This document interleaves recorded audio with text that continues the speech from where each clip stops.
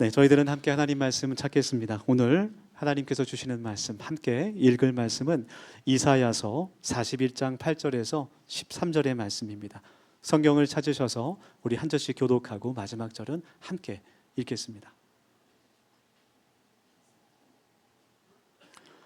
구약 성경 이사야 41장 8절에서 13절의 말씀입니다.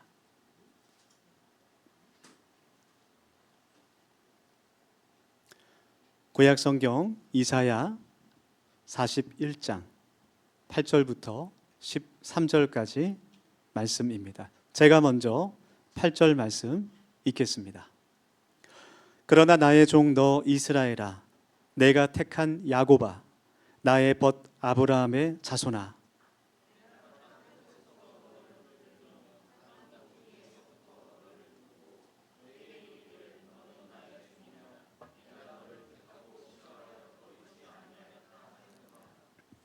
두려워하지 말라. 내가 너와 함께함이라. 놀라지 말라. 나는 내 하나님이 됨이라. 내가 너를 굳세게 하리라. 참으로 너를 도와주리라. 참으로 나의 의로운 오른손으로 너를 붙들리라.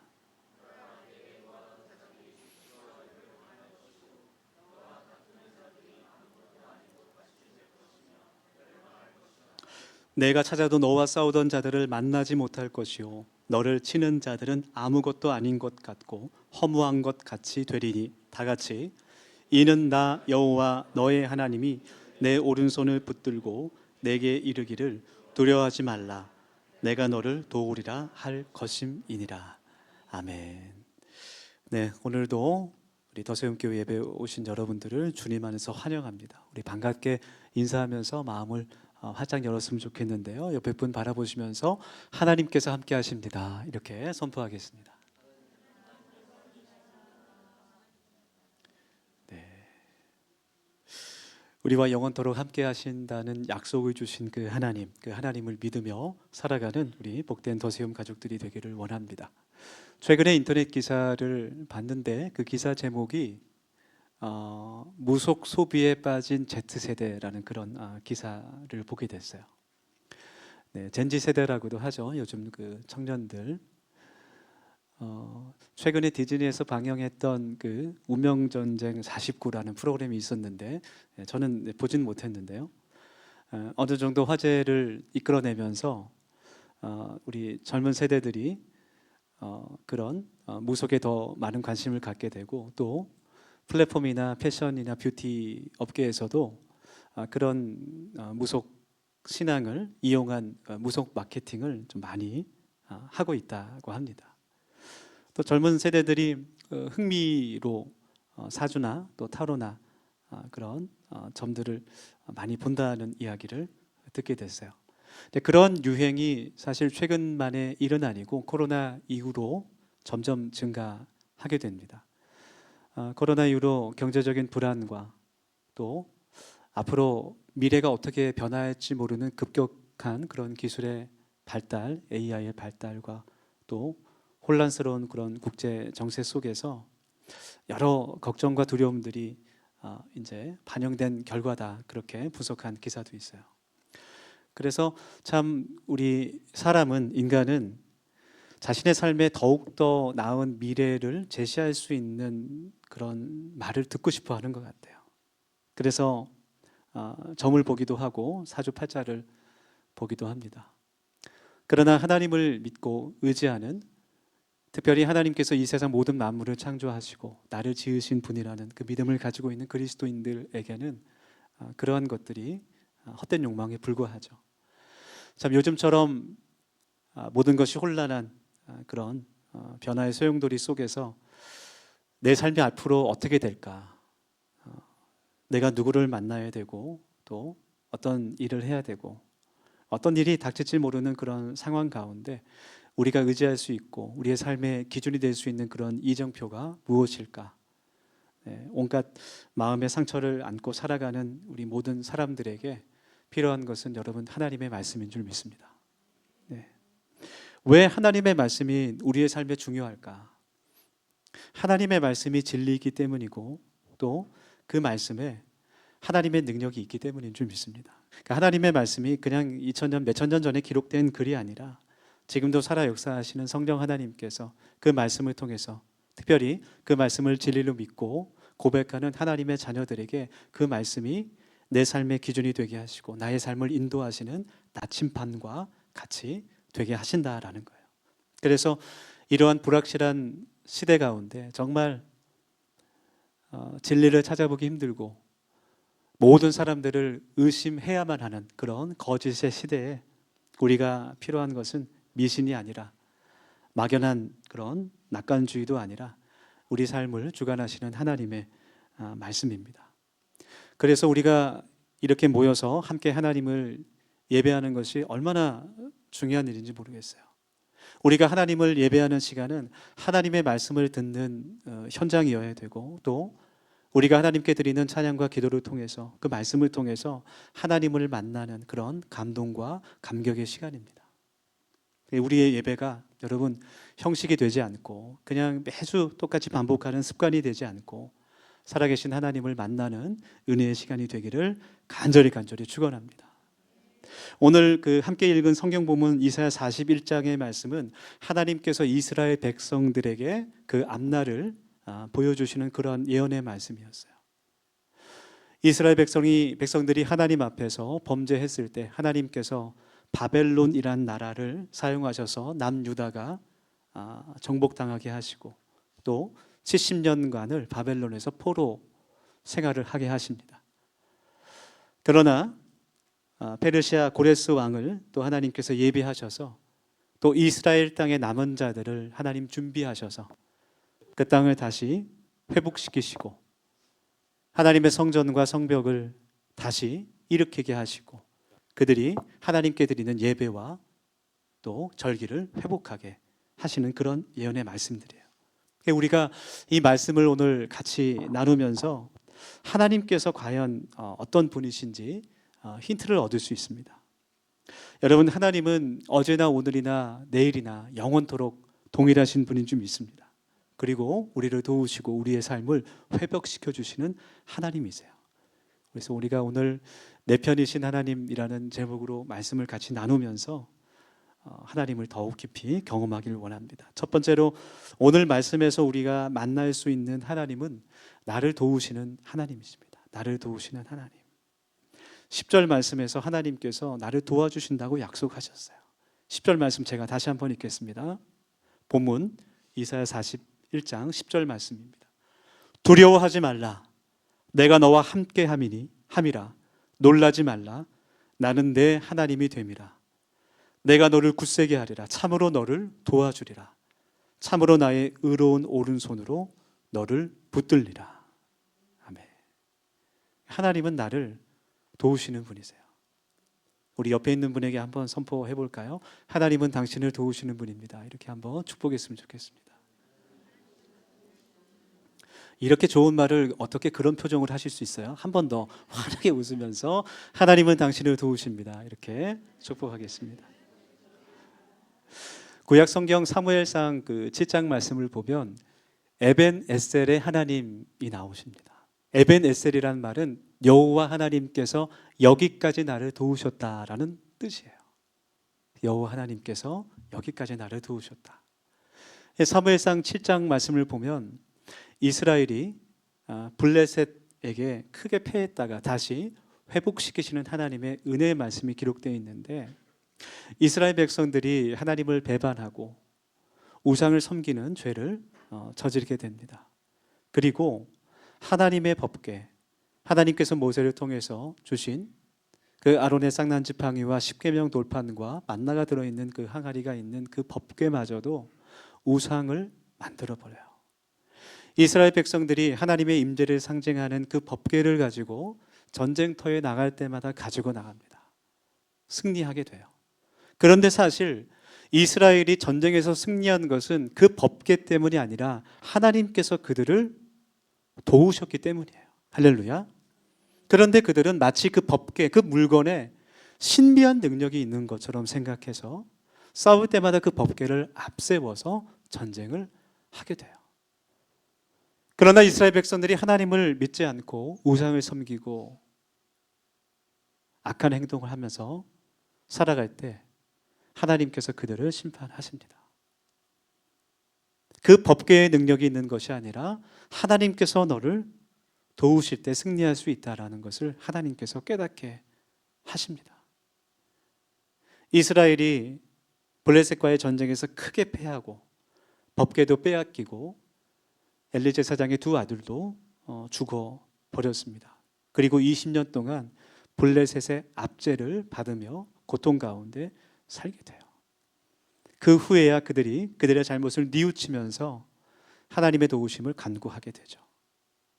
사무엘 선지자가 이스라엘 백성들을 미스바에 모아놓고 합심하여 기도하면서 회개하면서 금식하면서 여호와 하나님 앞에 다시 돌이켜 그분만을 섬기라고 권면했습니다. 그리고 하나님께서 그들의 기도를 들으시고 블레셋과의 전투에서 승리하게 하신 것, 그것이 에벤 에셀의 이야기예요. 여러분, 우리가 믿고 의지하는 하나님은 먼 과거에 머물러 있는 분이 아니라 어제나 오늘이나 또 내일이나 동일하신 분임을 굳게 믿기를 원합니다. 그 하나님의 은혜를 기억하며 나를 도우셨던, 그리고 지금도 나를 도우시고 앞으로도 나와 함께 하시는 그 하나님을 우리가 믿어야 합니다. 우리가 짧고 길은 우리의 그 인생을 뒤돌아보면 내가 여기까지 온 것이 하나님의 은혜라고 고백할 수밖에 없어요. 바울 사도가 고백한 것처럼 나의 나된 것은 오직 하나님의 은혜입니다 라고 하나님께 고백할 수밖에 없습니다. 그런데 우리는 때때로 하나님께서 나를 도우셨다라는 것을 잘 모르고 넘어갈 때가 많이 있습니다. 지금까지 내가 혼자 고생했고 내가 정말 힘들고 어려울 때 나를 도와주는 사람이 아무도 없었고 하나님도 나를 그냥 외면하셨던 것처럼 느껴지기도 해요. 사실 그것은 진실이 아닙니다. 내가 느끼지 못한다고 할지라도 하나님께서는 늘 나와 함께 하셨어요. 제가 그 신학교 다닐 때 이제 기숙사 생활을 했는데 한 방에 4명이 같이 생활을 합니다. 그 중에 한 분이 탈북민이었어요. 탈북하셔서 이제 하나님께 그 삶을 헌신한 분이셨는데 매주 화요일마다 그 기숙사 방 자체 기도회가 있어요. 그래서 그날은 그 탈북하신 형님이 간증을 하시는데 북한에서 그 두만강을 건너서 중국에 와서 정말 몇 번을 죽을 뻔하고 수많은 그런 이야기들이 있죠. 그런데 정말 그 죽을 뻔한 위기마다 그때는 성경도 모르고 하나님도 모르고 그냥 기도했다라는 거예요. 살려달라고. 이제 마지막으로 한국에 돌아올 날이 한국으로 들어올 수 있는 기회가 가까이 오는데 중국 공안이 숨어있는 곳까지 찾아왔어요. 정말 간절히 하나님 살려달라고, 나를 살려주시면 내가 하나님을 위해 살겠다고 그렇게 기도를 했습니다. 그때 하나님의 음성을 들었어요. 내가 너를 도와주겠다. 그 음성을 들었습니다. 그래서 한국에 와서 이제 장로회 신학대학교에 입학을 하고, 그분이 머리가 굉장히 좋은 분이에요. 비상한 분이에요. 아무런 줄도 없고 백도 없고, 이제 그분 그 북한 말로 성분도 좋지 않은데 자기 능력으로 김일성 대학에 들어간 분입니다. 지금은 이제 미국에서 공부하고 있는데 나는 이제 내 삶을 북한 선교에 바치겠다, 그런 간증을 했었어요. 그때 그 기도의 시간에 그 형님이 간증하면서 그런 고백을 했어요. 지금 돌이켜 보면 나의 모든 그 인생이 하나님의 은혜였고 하나님의 도우심이었다. 그런 고백을 같이 나눈 적이 있습니다. 여러분, 우리들은 나에게 어떤 좋은 일이 생길 때 혹은 내가 감사할 수 있는 제목이 생길 때 하나님께서 나를 도와주셨다고 생각하는 경우가 많은 것 같아요. 내가 하나님 앞에 영광을 돌릴 수 있을 때, 정말 누가 봐도 축하할 만한 그런 일이 생길 때만 하나님께서 나를 도우셨다라고 생각할 때가 많습니다. 그러나 사실은 그렇지 않아요. 모든 순간순간이 하나님의 도우심인 것을 믿습니다. 그 믿음으로 살아가시기 바랍니다. 하나님께서는 나를 늘 도우시는 분이고 여러 시험과 고난을 피할 수 있는 길을 열어주시고 모든 것을 합하여 선을 이루시는 분임을 나를 사랑하는 분임을 믿습니다. 지금 내가 정말 세상에 혼자인 것 같고 나를 도와주는 사람이 아무도 없는 것 같이 느끼는 우리 분들이 있는지 모르겠어요. 오늘 말씀 가운데 내가 너를 도우리라 라고 말씀하시는 그 음성을 우리가 믿음으로 들을 수 있기를 원합니다. 또 하나님은 어떤 분이실까? 하나님은 우리를 위해서 모든 것을 예비하시는 분입니다. 모든 것을 준비하시는 분이세요. 그래서 우리 성도들은 늘 하나님을 향해서 기대하는 마음으로 살아가야 돼요. 소망으로 살아가야 됩니다. 저도 저와 여러분의 삶을 인도하시고 축복하실 그 좋으신 하나님, 언제나 내 편이신 하나님을 기대합니다. 할렐루야. 오늘 성경 본문 11절과 12절 말씀 제가 좀 읽겠습니다. 눈으로 같이 봅시다. 보라, 내게 노하던 자들이 수치와 욕을 당할 것이요 너와 다투는 자들이 아무것도 아닌 것 같이 될 것이며 멸망할 것이라. 내가 찾아도 너와 싸우던 자들을 만나지 못할 것이요 너를 치는 자들은 아무것도 아닌 것 같고 허무한 것 같이 되리니 라고 말씀합니다. 이 말씀은 하나님께서 이스라엘을 바벨론의 그 70년의 포로에서 이제 해방시키신다라는 그 예언의 말씀이었어요. 다시 이스라엘을 예루살렘으로 돌아가게 하신다는 말씀, 약속이었어요. 그런데 지금 이 예언의 말씀을 듣고 있는 이스라엘 민족은 아직 이 말씀을 이해하지 못합니다. 하나님께서 이 말씀을 들려주실 때 이 말씀을 온전히 깨닫지 못했어요. 그러나 하나님의 관점에서는 이미 하나님께서는 그 모든 것을 다 준비하시고 모든 준비를 마치셨습니다. 하나님은 하나님으로부터 그 마음이 떠나고 악을 행하고 우상 숭배로 타락했던 그 이스라엘 백성들을 바벨론을 사용하셔서 포로로 70년간 훈련시키시고 그리고 그 하나님께 드리는 예배를 사모하며 그 영적인 회복을 위해 준비시키십니다. 그래서 이스라엘 땅에 남은 자를 준비하시고 또 고레스 왕을 준비하시고 느헤미야와 에스라 선지자를 통해서 그 포로가 귀환되게 하시고 성전과 성벽이 다시 건축되게 하신 줄 믿습니다. 그리고 하나님께 드리는 제사와 절기를 하나님께서 회복시키시죠. 그 모든 것이 하나님의 준비하심이셨어요. 하나님의 섭리와 예비하심이셨습니다. 동일하신 하나님께서 지금도 우리를 위해 우리의 삶에 여호와 일의 은혜로 모든 필요한 것들을 준비하시고 예비하시는 줄 믿습니다. 네, 그것을 믿을 수 있기 바랍니다. 그래서 하나님은 여호와 일의 하나님이세요. 네, 첫 번째는 에베네셀의 하나님이셨는데 여호와 일의 하나님은 이제 창세기 말씀에 나오죠. 창세기 말씀 보면 아브라함이 하나님께서 주신 그 아들 이삭을 얻고 너무나 기뻐하고 있을 때 하나님께서 갑자기 그 이삭을 번제의 제물로 바치라 말씀하세요. 아브라함이 순종하는 마음으로 이삭을 데리고 또 제사에 필요한 나무와 불을 가지고 그 산 정상으로 올라갑니다. 산 정상에서 칼로 그 이삭을 죽이려고 할 때 하나님께서 아브라함아 그 아이에게 손을 대지 말라 그렇게 말씀하시죠. 그때 그 산 정상 뒤편에 그 가시덤불에 걸려있는 숫양 한 마리가 아브라함의 눈에 들어오게 돼요. 그래서 하나님께서 예비하신다, 준비하신다, 여호와 이레라고 이야기를 합니다. 여러분, 하나님께서 우리의 순종을 통해 모든 것을 예비하시고 준비하시는 내 편이신 하나님이심을 우리가 믿기를 원합니다. 네, 여러분 아마 대부분 해외 여행 많이 가보셨을 것 같아요. 그렇죠? 네, 우리 남인 수사님 해외 혹시 몇 개국 정도 가보셨습니까? 30개국이요? 야, 대단합니다. 좀 부럽습니다, 수사님. 네, 이따가 울타리 때 여행 이야기 한번 들어보시기 바랍니다.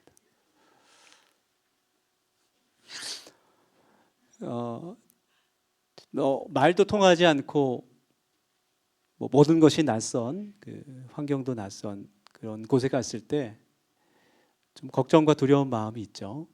그런데 만약에 공항에 딱 내렸을 때 가이드가 딱 미리 기다리고 있다면 굉장히 마음이 놓일 것 같아요. 이동할 차량이 딱 준비되어 있고 간식도 준비되어 있다면 더욱더 마음이 편안해지겠죠. 우리 인생도 마찬가지입니다. 우리는 내일 어떠한 일이 일어날지 알 수 없지만 하나님께서 우리의 모든 것을 아시고 또 우리의 인생을 예비하시고 준비하시며 우리를 인도하시는 선한 목자 되신 줄 믿습니다. 그래서 우리의 삶에 우리에게 가장 필요한 것은 하나님을 믿는 믿음이고 그 뜻에 순종하는 마음이에요. 만약 아브라함에게 순종이 없었다면, 이삭을 제물로 바치라는 그 하나님의 말씀에 순종하지 않았다면 그의 인생에서 숫 양을 만나지 못합니다. 하나님의 예비하신 그 여호와 일의 은혜를, 그 하나님의 선물을 우리가 만날 수 있는 방법은, 유일한 방법은 하나님의 말씀에 순종하는 거예요. 순종이 없다면 그 하나님의 예비하시는 은혜를 우리의 인생에서 만날 수가 없습니다. 그래서 하나님의 여호와 일의 은혜는 하나님의 말씀을 진리로 믿고 따르는 사람들에게 주시는 하나님의 선물인 줄 믿습니다. 그러한 의미에서 때로는 우리의 삶에, 내 관점에서 내 삶이 좀 불편하고 만족스럽지 못할 때가 참 많이 있어요. 사실은 특별히 다른 사람을 바라볼 때 내가 하나님을 믿는 사람으로, 하나님의 일에 헌신하고 또 하나님을 예배하는 사람으로서 나만 뒤처지는 것 같고, 나만 지금 이 나이가 되도록 이룬 것이 없는 것처럼 보여 걱정스럽고 두렵기도 합니다. 그러나 여러분, 하나님의 시간은 정확한 줄 믿습니다. 네. 제가 그냥 하는 말이 아니라 제가 경험을 하고 말하는 거예요. 여러분도 경험하시기를 원합니다. 내 인생에 있어서 헛된 시간은 없습니다. 낭비된 시간은 없어요. 여러분, 하나님께서는 우리의 삶을 통해 영광 받으시는 분이시고 우리의 모든 삶을 사용하셔서 하나님의 선한 도구로 사용하셔서 모든 것을 합력해 선을 이루시는 분인 줄 믿습니다. 그래서 나의 삶에 하나님의 그 큰 은혜를, 예배하신 그 은혜를 순종으로 만날 수 있는 우리 더세움 가족들이 되기를 간절히 축복합니다. 끝으로 우리는 오늘 말씀 가운데 임마누엘의 하나님을 만날 수 있어요. 임마누엘의 의미는 하나님께서 나와 함께 하신다. 마리아가 예수님을 잉태했을 때 천사를 통해 들었던 말이죠. 우리들은 과거를 통해 에베네셀의 은혜로 우리를 여기까지 인도하신 하나님을 만날 수 있고, 또 우리의 미래에, 우리의 앞날에 여호와 이레의 은혜로 모든 것을 예비하시는 하나님을 믿을 수 있고, 그리고 동시에 지금 나와 함께 하시는 성령 하나님을 우리가 만나야 할 줄 믿습니다. 하나님께서는 오늘 말씀 가운데 두려워 말라, 내가 너와 함께 할 것이라고 우리에게 말씀해 주세요. 우리는 솔직히 세상에 살아가면서 때로는 실수를 하기도 하고 넘어지기도 하고 악한 죄를 짓기도 하죠. 다른 사람을 미워하기도 하고 분을 내기도 하고 거짓을 말하기도 합니다. 그래서 우리의 연약함 때문에 하나님께서 나를 떠나시면 어떡하나 그런 걱정과 염려를 하기도 해요. 그러나 우리가 진정으로 걱정하고 염려할 것은 내가 하나님을 더 멀리 떠나지 않을까라는 사실이에요. 여러분, 하나님께서 우리와 함께 하신다라는 임마누엘의 약속은 하나님께서 직접 하신 신실하신 하나님의 약속인 줄 믿습니다. 그러니까 하나님께서, 우리가 착각하는 게 있어요. 하나님께서 나와 함께 하신다라는 그 기준을 내 감정과 내 상황에 맞추어서 우리가 생각할 때가 많아요. 내가 하나님께 예배를 잘 드리면, 내가 하나님의 일에 헌신하면, 내가 기도를 많이 하면 하나님께서 나와 함께 하시는 게 아니에요. 하나님께서 나와 함께 하시는 그 이유는, 근거라고 할까요? 그것은 하나님의 약속인 줄 믿습니다. 나의 공로와 나의 상황과는 전혀 상관이 없는 거예요. 하나님의 약속이 있기 때문에, 그리고 하나님은 그 약속을 영원토록 지키시는 신실하신 분이기 때문인 줄 믿습니다. 하나님의 그 선교의 도구였던 그 리빙스턴 선교사님의 일화가 있어요. 그분이 아프리카 사역하는 그 중간에 16년 만에 고국으로, 영국으로 돌아가서 그 모교인 글래스턴 대학에서 설교를 하셨는데, 그때 그분이 한쪽 팔이 사회자에게 물려서 치료를 받고 있었고 정말 쓰러지기 일부 직전에 그런 누가 봐도 정말 애처롭게 보이는 그런 상황 가운데 간증을 할 때 그런 말을 했습니다. 내가 힘이 들고 고독한 선교사 생활 가운데 저를 지탱해 준 것이 하나가 있다면 그것은 예수님의 약속이었습니다. 볼지어다 내가 세상 끝날까지 너희와 항상 함께 있으리라 라는 그 약속이었습니다. 그런 설교를 했습니다. 여러분, 하나님께서 우리와 함께 하시는 분인 줄 믿습니다. 모세가 그 이스라엘 백성들을 출애굽할 때도 그와 함께 하셨고, 홍해가 갈라지는 순간 하나님께서 그와 함께 하셨고, 여호수아가 여리고성을 무너뜨리는 그 순간에도 하나님께서 그와 함께 하셨고, 마리아가 천사를 통해 예수님의 잉태된 소식을 들을 때도 주님께서 그와 함께 하셨습니다. 그 언제나 동일하신 하나님께서 영원토록 우리와 함께 하시는 것을 믿습니다. 우리가 그것을 믿을